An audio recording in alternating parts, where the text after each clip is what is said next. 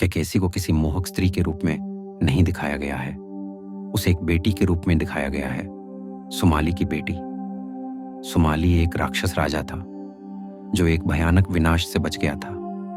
उसका वंश गिर चुका था, उसकी शक्ति टूट चुकी थी। तभी उसकी नजर वैश्रवण पर पड़ी, विश्रवा के पुत्र पर, जो धन से तेजस्वी था, देवताओं में सम्मानित था और धन के स्वामी के रूप में स्थापित हो चुका था। वाल्मीकि सुमाली की प्रतिक्रिया को बिना सजावट के लिखते हैं। सुमाली ने युद्ध नहीं चाहा, उसने खोया हुआ वैभव वापस पाना चाहा। उसने युद्ध की जगह रणनीति को चुना और उसने अपनी बेटी की ओर देखा। कैकेसी सुंदर थी और अपने पिता की आज्ञा मानने वाली थी। उसे प्रेम के लिए नहीं भेजा गया था, बल्कि वंश के लिए। किसी को रिझाने के लिए नहीं, बल्कि ऐसे पुत्र पाने के लिए जो कुबेर की समृद्धि और वैभव को टक्कर दे सकें। यह प्रेम कथा नहीं थी, यह एक योजना थी। कैकेसी आशी विश्रवा के पास पहुंची, महान पुलस्त्य के पुत्र, जब वे अग्निहोत्र कर रहे थे।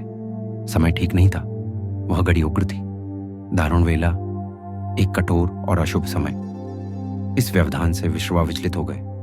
वाल्मीकि इस बात को छिपाते नहीं हैं, फिर भी कैकेसी उनके सामने खड़ी रही, दृढ़ स्पष्ट उद्देश्य के साथ, अडिग।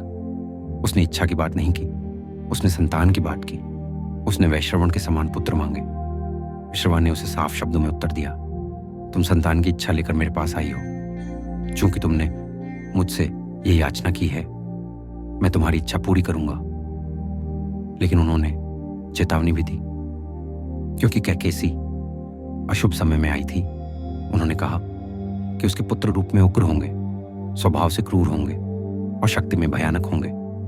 कैकेसी ने अपनी याचना वापस नहीं ली, उसने परिणाम स्वीकार कर लिया और इस प्रकार यह संबंध बना। इस संबंध से वाल्मीकि एक संगम को दर्ज करते हैं, न प्रशंसा के साथ, न निंदा के साथ। राक्षस माता से जन्मे बच्चे, जिन पर गर्भाधान के समय की छाया थी, और फिर भी वे एक अवश्य के वंश में जन्मे थे, पुलस्त्य के पौत्र थे, ब्राह्मण बुद्धि से युक्त थे, वैदिक क्षमता रखते थे और तपस्वी ज्ञान का अनुशासन उनके भीतर था। राक्षसों की तीव्र लालसा और ब्राह्मणों की बुद्धि एक साथ प्रकट हुई, बिना किसी रोक के। वाल्मीकि इस विवाह की निंदा नहीं करते, वे केवल उस क्षण को चिन्हित करते हैं, वह क्षण जहां समय, उद्देश्य, वंश और भाग्य एक साथ मिलते हैं। जब ज्ञान महत्वाकांक्षा से मिलता है, जब प्रतिस्पर्धा फिर से जन्म लेना चाहती है, जब चेतावनी के साथ शक्ति का बीज बोया जाता है, तो इतिहास यह नहीं पूछता कि कुछ उठेगा या नहीं।